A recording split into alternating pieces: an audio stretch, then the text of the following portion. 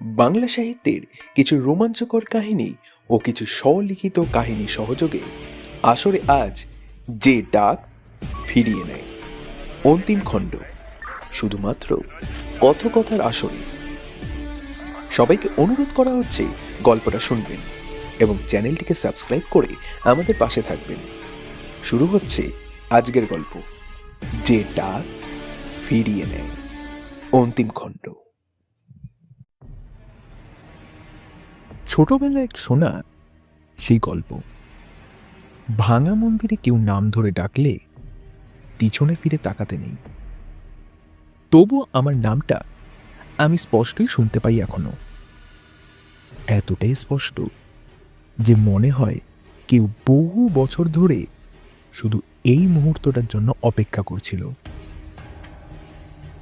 হঠাৎ মন্দিরের পাথরের মেঝেতে একটা ছায়া পড়ে। ছায়াটা আমার নয়, ধীরে ধীরে সেটার আকার বদলায়। বহু হাত এবং বহু চোখ। ধীরে ধীরে ছায়াটা দেবীর রূপ নেয়, কিন্তু সেই দেবীর কোনো বর্ণনা শাস্ত্রে লেখা নেই। ডাকটা সেবারের মতো আসে। বড্ড খ্যানখ্যানে গলায় সে বলে ওঠে, দরজা খুলে দিয়েছিস। ঘন্টা থেমে যায়। অন্ধকার ঘন থেকে ঘনতর হয়। আমি বুঝে যাই কিছু ডাক একবার শোনা মানেই উত্তর দেওয়া হয়ে যায়। আর ভাঙা মন্দিরে সব ডাকের কোনো উত্তর ফেরত আসে না। বহুকাল কেটে গেলেও ডাকটা কিন্তু থামেনি। ভাঙা মন্দির ছেড়েও শব্দটা আমার সঙ্গে চলে এসেছে। গ্রামে ফিরেও দেখি রাত নামলেই আমার কানে ভেসে আছে সেই শব্দটা। প্রথমে ভেবেছিলাম ভয় থেকেই হচ্ছে, কিন্তু পরদিন সকালে গ্রামের পুকুরের ধারে একটা জিনিস দেখতে পাই। পাথরে খোদাই করা দেবীর চোখ, ঠিক সেই চোখ যেটা মন্দিরে ভেজা ছিল। কেউ বা কিছু যেন আমাকে মনে করিয়ে দিতে চাইছে যে এটা কেবল শুরু। সেদিন রাত থেকেই গ্রামে অদ্ভুত ঘটনা শুরু হয়ে যায়। ঘণ্টার ধ্বনি শোনা যায়, অথচ মন্দিরে কোনো ঘণ্টা নেই। এক বৃদ্ধ বলে তার স্বপ্নে নাকি দেবী এসেছেন, মুখ ঢাকা, কণ্ঠ ভারী, এবং তিনি নাকি বলছেন যা নেওয়া হয়েছিল তা এখন তার ফেরত চাই।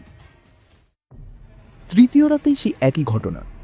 আমি আবার মন্দিরে যাই, এবার একা নয়, সঙ্গে গ্রাম এবং গ্রামের মানুষজন। ভিতরে ঢুকতেই দেখি গর্ভগৃহের দেওয়ালে নতুন নতুন খোদাই করা সব মূর্তি। দেবী নয়, মানুষের মুখ, শত শত মুখ আঁকা। সব মুখ চোখ বন্ধ, শুধু মাঝখানের মুখটা আমার মতো দেখতে। হঠাৎ মন্ত্র শুরু হয়।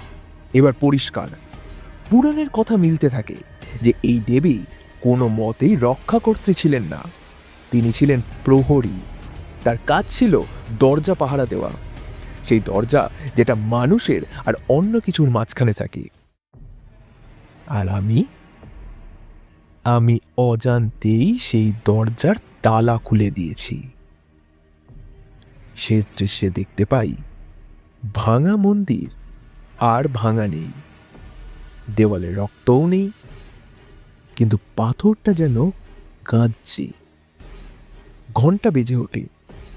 অন্ধকারের ভিতর থেকে একের পর এক ছায়া বেরোতে থাকে। দেবীর কণ্ঠ শেষবার শোনা যায়, এবার পাহারা দিবি তুই। Camera slow fade. ডাকটা আবার শুরু হয়, কিন্তু এবার ডাকার কণ্ঠটা আমার নিজের।